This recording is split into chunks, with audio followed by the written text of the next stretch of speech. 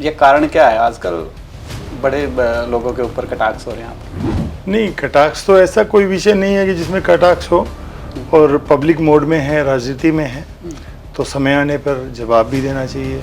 लगभग कांग्रेस की बात करें तो सारी कांग्रेस शांत थी, अब बोलना शुरू किया तो आपस में ही एक दूसरे के ऊपर आरोप लग रहे हैं। इसको लेकर के क्या सोचें? थोड़ा सा हर पार्टी के अंदर है, आपस में विरोधाभास होता है, छोटा मोटा नेताओं की आपस में बातचीत चलती है। आपके यहीं के एक बड़े नेता जयप्रकाश जेपी के खिलाफ सारे ऐसा क्या होगा कि जिस भी नेता को देखो वही उन्हीं के खिलाफ बोलता जा रहा है?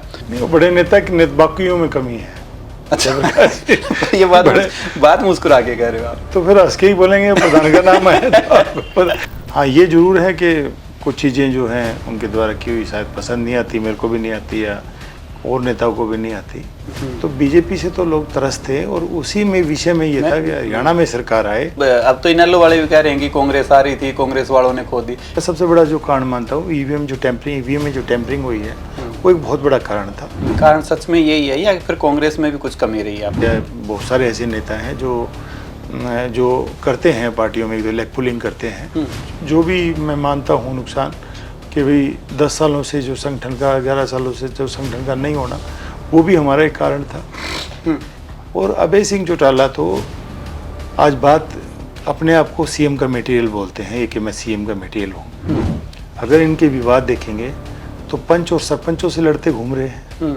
मेरा राजनीति तो हुड्डा साहब से शुरू होती है और वहीं खत्म होती है। मैं तो इनेलो से आए हुए बहुत सारे लोग विधायक भी बने हैं, सांसद भी बने हैं। बने तो कहीं ना कहीं इनेलो ने कुछ तो दिया आपको। दिया क्या, लिया है, दोहन किया। हमारा जो कांग्रेस का कोर कार्यकर्ता था उसको खराब करने का काम किया। तो मैं संपत जी की आपको तो अपनों नहीं लूटा फिर।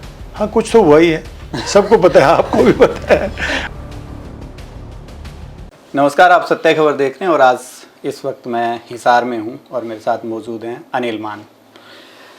कांग्रेस के नलवा से कैंडिडेट रहे हैं, पर पिछले कई दिनों से बड़ी चर्चा में है। चर्चा उनके बयानों की वजह से है, बड़े बड़े नेताओं को आजकल लपेट रहे हैं। तो आज मैं भी हिसार उनसे बातचीत के लिए पहुंचा।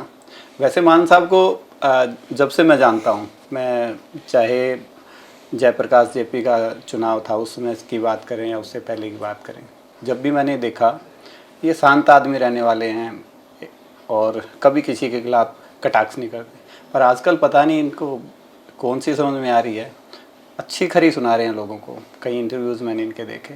मान साहब, सबसे पहले तो आपका बहुत स्वागत है सत्य खबर। धन्यवाद। आपके सभी दर्शकों को मेरा नमस्कार सर।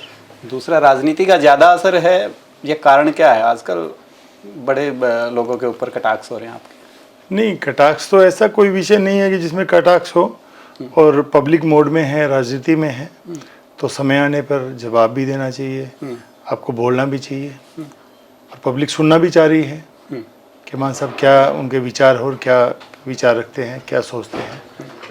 तो इसीलिए थोड़ा सा आजकल। अच्छा, पिछले काफ़ी दिन से बड़े शांत थे। लगभग कांग्रेस की बात करें तो सारी कांग्रेस शांत थी, अब बोलना शुरू किया तो आपस में ही एक दूसरे के ऊपर आरोप लग रहे हैं। इसको लेकर के क्या सोचें? देखो, ये तो नहीं है भाई, चलो थोड़ा सा हर पार्टी के अंदर है, आपस में विरोधाभास होता है, छोटा मोटा नेताओं की आपस में बातचीत चलती है।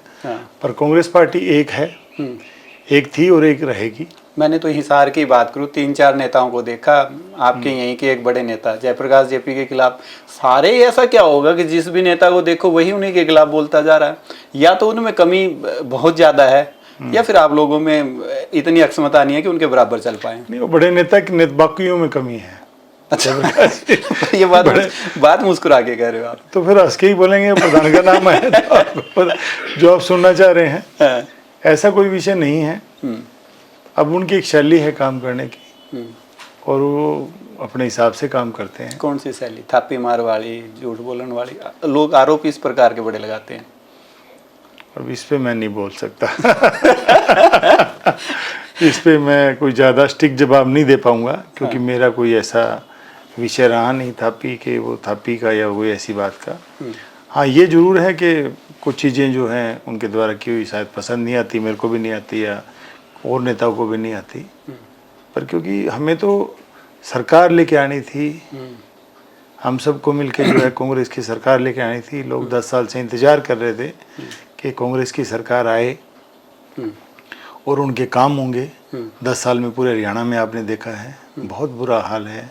आप पीने के पानी की बात करो, नहरी पानी की बात करो, खाड़े जो हैं नहरी जो खेतों में जो खाड़े हैं अगर उनकी बात करो, आप बच्चों की शिक्षा की अगर बात करो, लड़कियां जो बेटियां उनकी सुरक्षा की बात करो, बच्चों के ट्रांसपोर्टेशन के लिए जो दूर दराज के गाँव से जो बेटियां आती हैं उनके ट्रांसपोर्टेशन की सुविधाओं की बात करो, आप लोगों के जो आप राशन कार्ड जो पीला कार्ड की जो है अभी एक बहुत बड़ा विषय आ रहा है उसकी अगर बात करें, पूरे इंडिया में इन्होंने 80 करोड़ लोगों को जब इलेक्शन से पहले 80 करोड़ लोगों को ये पीले कार्ड में ले आए थे और आज 70 करोड़ एकदम कार्ड देना 70 करोड़ लोगों को आगे ले गई है। तो बीजेपी से तो लोग तरस थे और उसी में विषय में ये था कि हरियाणा में सरकार आए और हरियाणा के बाद ही चीज़ें चलनी थी। और कहाँ रुकी वो?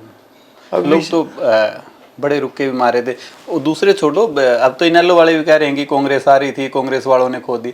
कारण आपके हिसाब से क्यों आपको लगता है कारण कौन से रहे नहीं आई सरकार? नहीं, कारण नहीं आने के तो बहुत सारे कारण थे। एक तो मैं सबसे बड़ा जो कारण मानता हूँ ईवीएम में जो टेम्परिंग हुई है वो एक बहुत बड़ा कारण था। एक और जो सबसे बड़ा कारण क्यों फाइंड आउट हुआ, क्योंकि मैं भी हाई कोर्ट गया हूँ, ईवीएम के खिलाफ हाई कोर्ट गया हूँ, और एक अभी जो आ रहा है जो महाराष्ट्र का आ रहा है और वो हरियाणा में हमने भी चेक किया, मेरी विधानसभा में भी अगर बात की तो उसमें एकदम जो है 8,500 वोट जो है बढ़ा दिए गए थे। जो वोट बढ़े हैं जो कुछ 2 महीनों में ही जो बढ़े हैं, इन्होंने फर्जी जो वोटिंग का जो सिस्टम किया। कारण सच में यही है या फिर कांग्रेस में भी कुछ कमी रही है आपस में? देखो, पार्टियों में रहता है, कुछ नेता जो हैं जिनके बहुत सारे ऐसे नेता हैं जो करते हैं पार्टियों में, एक दो लेग पुलिंग करते हैं। ये कांग्रेस में भी हुआ है, ऐसा छोटा मोटा बातें चली हैं और ऐसी बातें थी। पर मेरा तो मेन ये है कि बीजेपी जिस तरीके से देश को जो है दोहन का काम कर रही है और देश को बर्बाद करने का काम कर रही है, वो आगे जो हालात ऐसे हो जाएंगे जो हमारे समझ में नहीं आएंगे। और मैं आपके चैनल के माध्यम से एक बात और कहना चाह रहा हूँ, अगर इकोनॉमी को समझते हैं और जो इकोनॉमिस्ट हैं अगर उनसे अगर बात करेंगे तो अगले 18 महीनों के बाद इतना बड़ा स्लम्प आ रहा है जो कोई भी पूरा इंडिया नहीं झेल पाएगा। पूरी इंडिया का पैसा जो सोख के बीजेपी ने 5-7 घरानों की जेब में डाला और जिन्होंने देश का पैसा लूट के सारा बाहर इन्वेस्ट कर दिया, जो कभी बाहर के लोग इंडिया में इन्वेस्ट करते थे, यूपीए गवर्नमेंट में जो बाहर के जो देश थे इंडिया में इन्वेस्ट करते थे, आज जो इंडिया के लोग हैं वो जो पैसा यहाँ का पैसा जो बीजेपी के थ्रू जो 2 नंबर का अपना, ये तो पार्टियां एक दूसरे पे नहीं ये आरोप कांग्रेस पे भी आरोप लगे थे। नहीं, ये आरोप लगे 2G 3G 4G नहीं 2G लगे, आरोप तो तब भी थे। नहीं, ये आरोप जो मैं आरोप की आपसे बात करता हूँ, जो आरोप 2G लगे थे 2G में भरी हुए, जो भी आरोप लगे वो तो एक परसेप्शन तो बना था ना। नहीं, परसेप्शन बना, परसेप्शन आज बीजेपी के परसेप्शन नहीं बन रहा, लोग क्लियर, मतलब ये तो बिल्कुल क्लियर दिख रहा है, क्रिस्टल है ये कि बीजेपी ने जो देश को दोहन का जो काम किया है देश वही तो मैं कह रहा हूँ ना कि आप लोगों ने परसेप्शन बना भी दिया था। चुनाव से अगर हम हरियाणा की बात करें, चुनाव से पहले था, सारे के सारे आरोप भी लग रहे थे, लग भी रहा था कि कांग्रेस आ रही है। पर अचानक अगर हिसार की बात करें, हिसार में तो सबसे ज्यादा मेहनत दीपेंद्र हुड्डा ने करी थी, यही नैया डूब गई। देखो, उसके कई कारण थे। जो हमारी प्लानिंग थी, कांग्रेस पार्टी की इलेक्शन लड़ने की प्लानिंग थी, शायद उसमें भी कुछ चूक हुआ। और सबसे बड़ी एक नुकसान भी जो भी मैं मानता हूँ नुकसान, कि भाई 10 सालों से जो संगठन का, 11 सालों से जो संगठन का नहीं होना, वो भी हमारा एक कारण था। और जो बीजेपी ने इतना ज़्यादा मोबिलाइजेशन किया पैसे का और इस लेवल पे जाके वो इलेक्शन लड़े, और इन्होंने जो ईवीएम का जो है मशीनें बदलने का काम किया, तो ये भी एक कारण था। अच्छा, मैंने अभी नेल्लो का जिक्र किया था। अभय सिंह चौटाला कहते हैं कि मुझे एक दिन का सीएम बना दो। हाँ, मैं अपराध को ख़त्म कर दूंगा, ऐसा उन्होंने बयान दिया।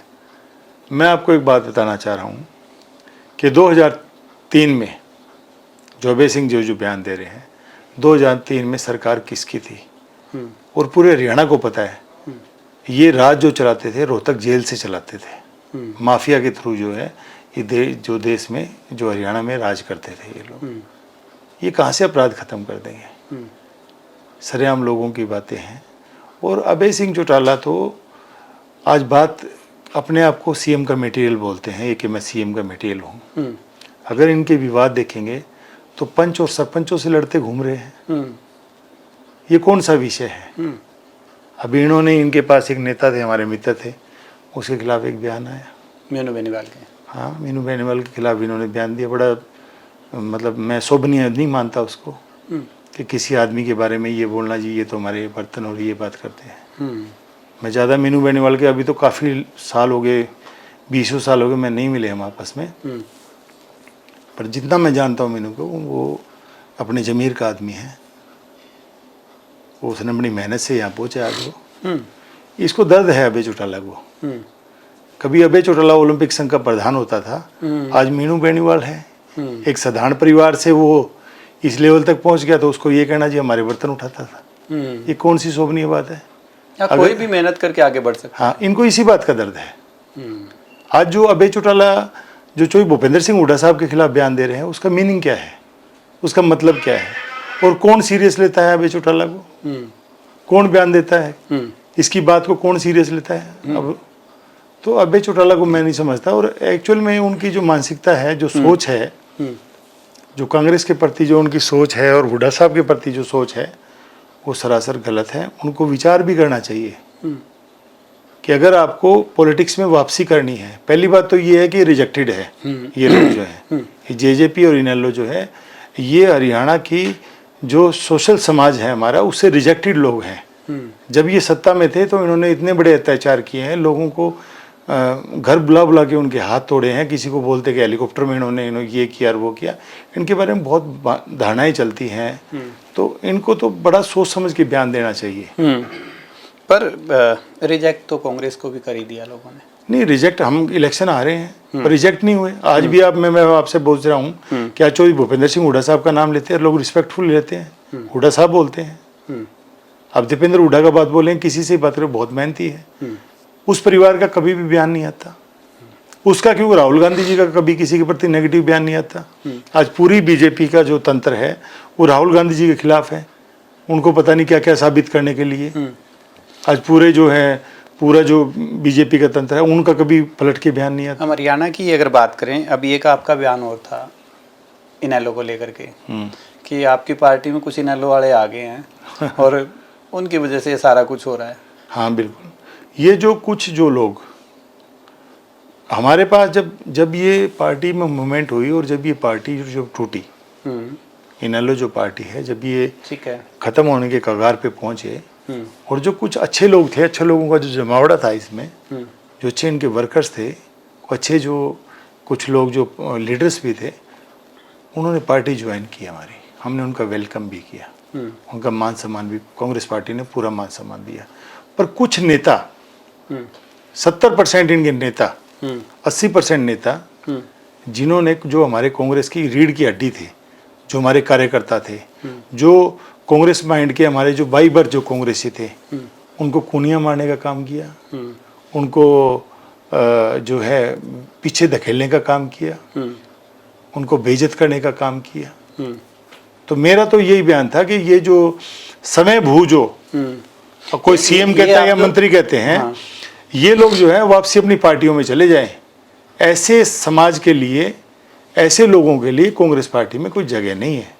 आप जो कह रहे हैं ना कूनी मार, हाँ। अभी पीछे एक चर्चा चल रही थी कि जब आपकी चुनाव के दौरान रैली थी, हुड्डा साहब आए थे, किसी एक कांग्रेस से आए हुए जो कि आजकल के आपके पार्टी के बड़े नेता भी हैं, उन्होंने उनको बोलने नहीं दिया आपके चुनाव में। कह रहे हैं बट्ठा जो आपके चुनाव का बैठा, मतलब वोट जो लोगों के मन में नेगेटिव गया, उसी टाइम गया कि हुड्डा साहब नहीं बोल रहे, और फिर भी आप कह रहे हैं कि देखिए, मैं हुड्डा साहब के बारे में कुछ नहीं बोल सकता। मेरी राजनीति, भाई साहब, हमारी राजनीति में बोलता हूँ कि मेरी राजनीति हुड्डा साहब से शुरू होती है और वहीं खत्म होती है। मैं तो अपने बारे में क्लियर है सबको, मैं यही बोलता हूँ। तो वो गलत हुआ उस दिन? देखो, जो मैं नहीं समझता, जो हुड्डा साहब ने, हो सकता है उनके कोई जैसे कुछ भी बात हो सकती है, मैं हुड्डा साहब के, क्योंकि मैं तो जो मेरे को यहाँ तक पहुँचाने वाले जो भूपेंद्र सिंह हुड्डा साहब हैं, हाँ, जिस और नेता की बात कर रहे हैं, वो उसका हो सकता है उसकी मंशा मेरे प्रति अच्छी नहीं रही हो, उनकी सोच मेरे प्रति अच्छी नहीं रही हो, शायद वो ना सोचते हो। पर हुड्डा साहब के बारे में मैं कोई ऐसी बात मेरे को नहीं लगता है, ना मेरा परिवार का भी सोचता, ना हम सोचते हैं, क्योंकि वो एक साफ सुथरे आदमी हैं। उन्होंने अपने जीवन में किसी को ठेस नहीं पहुँचाया। अच्छा, आप इनेलो को लेकर के कहते हैं ना कि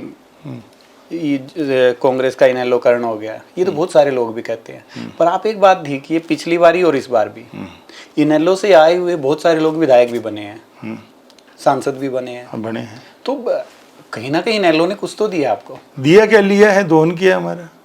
हमारा जो कांग्रेस का कोर कार्यकर्ता था, उसको खराब करने का काम किया। शांत लोग हैं हम लोग, जो कांग्रेस के लोग हैं वो शांत लोग हैं, वो अपना आराम से काम करना पसंद करते हैं, मेहनती लोग हैं वो।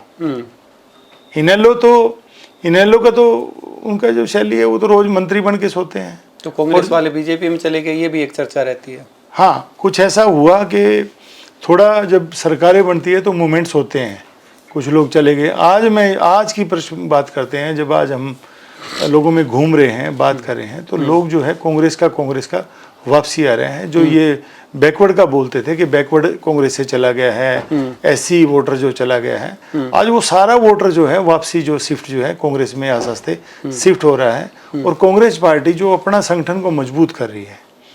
अभी एक जो खड़गे जी हैं और जो राहुल गांधी जी ने एक बयान दिया था और उस पर हम लोग काम भी कर रहे हैं। जो 700 जो हमारे ज़िले हैं पूरे हिंदुस्तान में, उन जिला में हम जिला अध्यक्ष मजबूती से और निष्पक्ष जो बनाने का काम कर रहे हैं, उस पर बड़ा जोर शोर से हमारा काम चल रहा है। कब तक संभावना है? संभावना ये थी कि हम जो है 30 जून तक हमारा ये था कि स्कूटनी हो जाएगी। हरियाणा की बात करें भाई, जो सभी जो एप्लीकेशंस आ जाएंगी, और 30 जून तक जो हमारे प्रभारी हैं, AICC कुछ प्रभारी थे, और जो हरियाणा जो हमारा कांग्रेस है उसके कुछ प्रभारियों ने मिलके उनका स्कूटनी कर लिया है।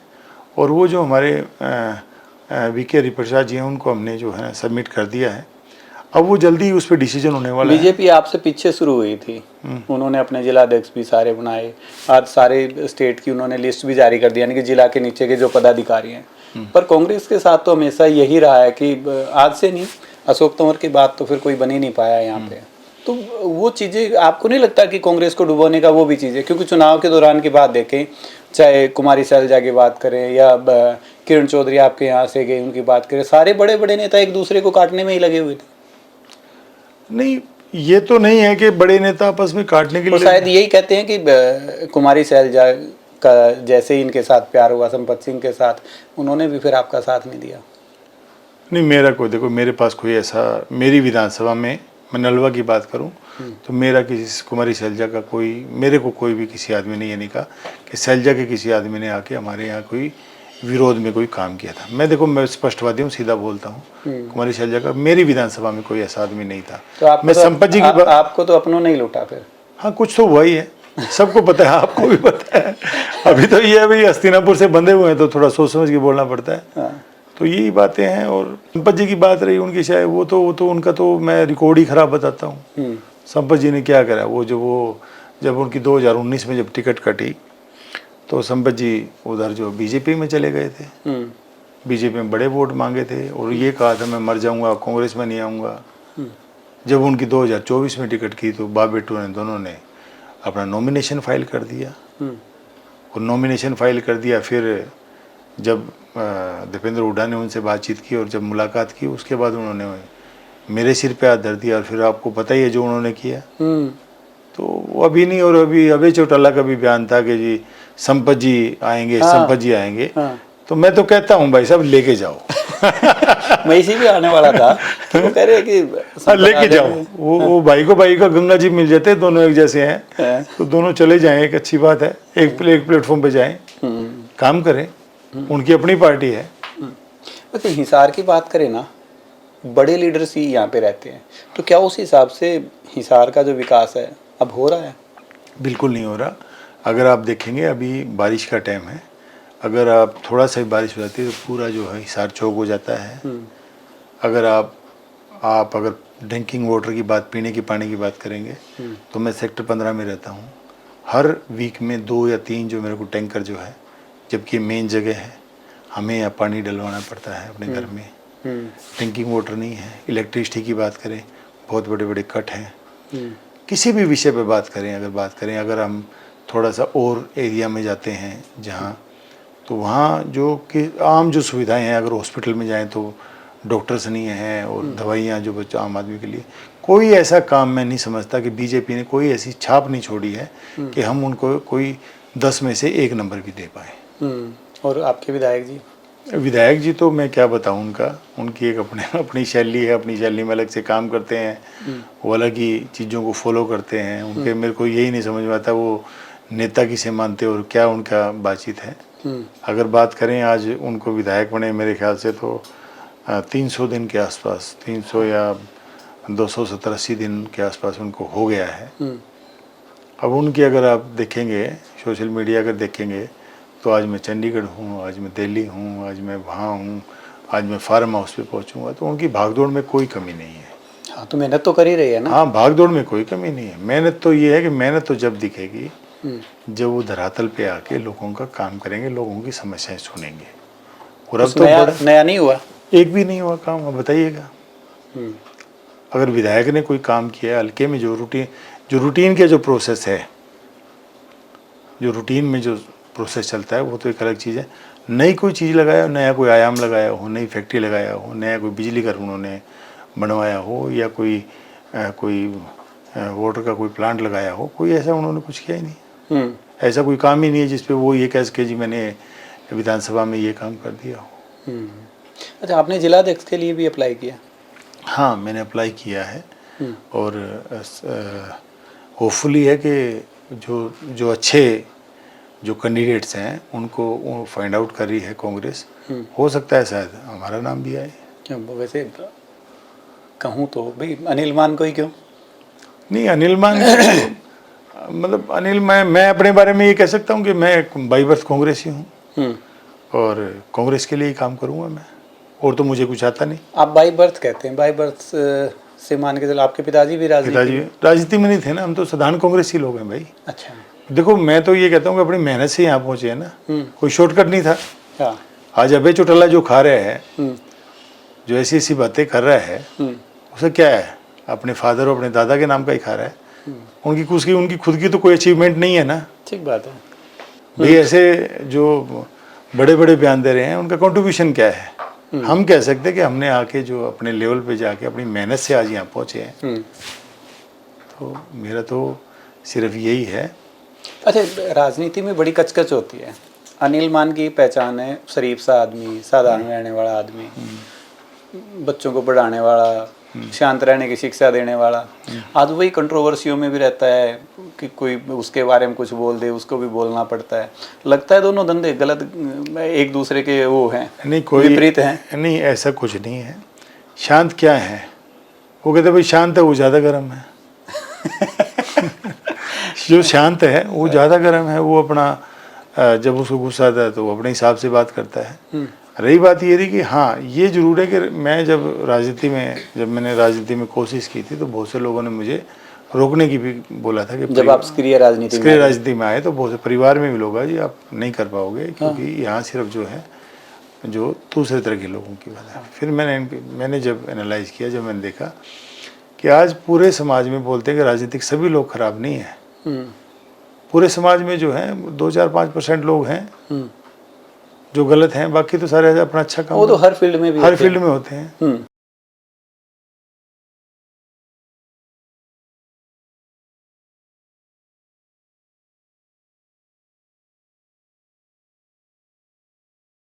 तो जिस प्रकार से मैं कह रहा था, आप कह रहे हैं कि ठीक है आप फिट हैं इसके लिए, पर मन किसने बनाया था आपका राजनीति में आने का? राजनीति मन था हमारा, ये नहीं कह सकते कि जी हम बाई एक्सीडेंटली राजनीति में आए।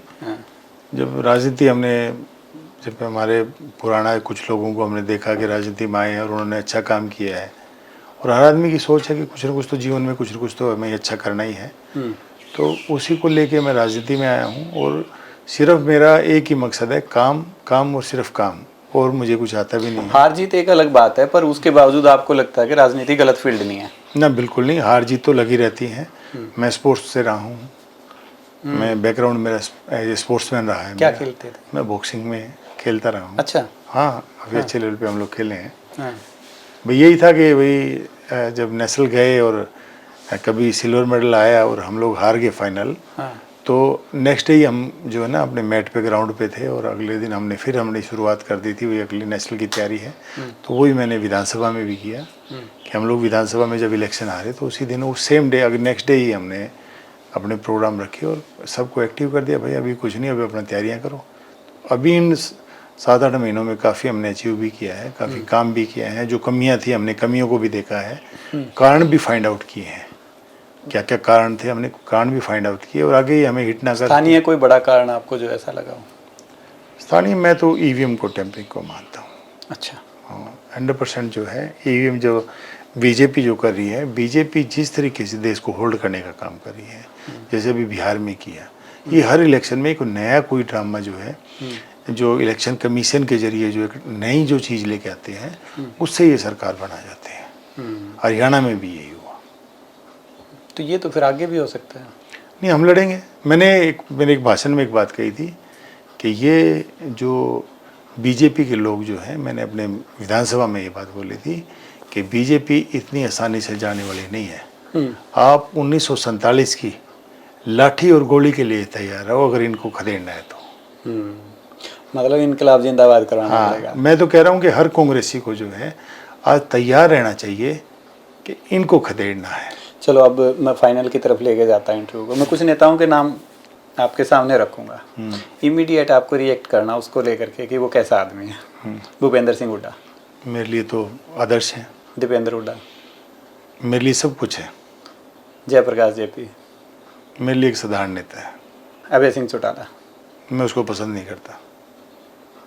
कारण यही है कि वो जो है ना, वो थोड़ा नरम होए तो फिर शायद उनके बारे में हम सोचेंगे।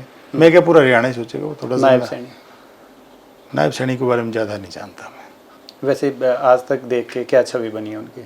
छवि तो यही है कि उनको जो 10 साल का वो जो भूपेंद्र सिंह हुड्डा साहब का कार्यकाल था, उनमें जो विधानसभा में उनका जो व्यक्तित्व था, उनका बोलने का, उनको अपने जो कुलीग्स थे उनके साथ व्यवहार करने का, उनको वैसा व्यवहार करना चाहिए। ऐसे मखौल करके विधानसभा को नहीं चलाना चाहिए। और कुमारी शैलजा अच्छी नेता है। दुष्यंत चौटाला उनसे मेरी कोई ज़्यादा जानकारी नहीं है। मैं दुष्यंत चौटाला मेरी बेटी की शादी में जरूर मेरी खड़ी मुलाकात हुई थी, इतना ही मैं उनको जानता हूँ।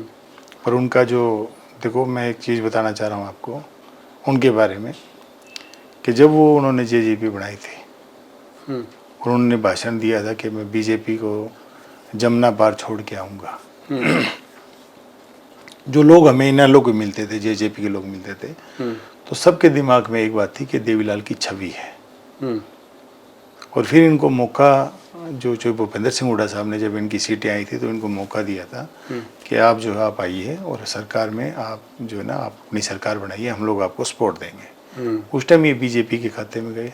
भाई आप एक तो उधर बीजेपी को बाहर छोड़ के आने की बात कर रहे हैं और एक दूसरा ये कहते हैं कि जी बीजेपी ने जो है हम लोग बीजेपी के साथ सरकार बनाई। तो वो जो उसका कार्यकाल था उसमें कोई छाप नहीं छोड़ पाए वो।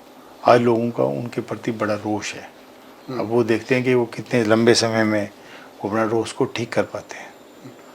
थैंक यू, धन्यवाद। अनिल मान मेरे साथ थे। कई सारे मुद्दों पे हमारी बातचीत हुई। स्पर्श से आदमी है और अध्यापन से कार्य से जुड़े हैं तो साफ साफ बात करना बनता भी है।